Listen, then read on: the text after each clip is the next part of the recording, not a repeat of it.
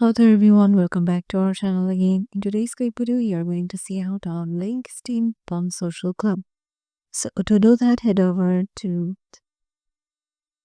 So this is an informative video, so just keep it up with us.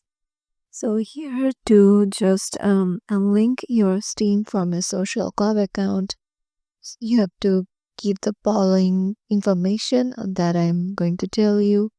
They are the nickname for the social club account you want unlinked, the Steam ID for Steam account you want unlinked, and this can be found using the streamweb.com,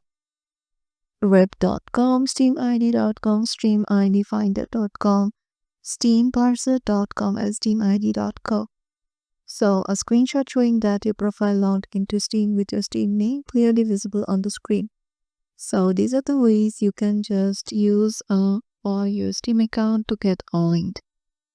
Yeah, this is how you can do it. Hope this video will help you out and see you in the next one.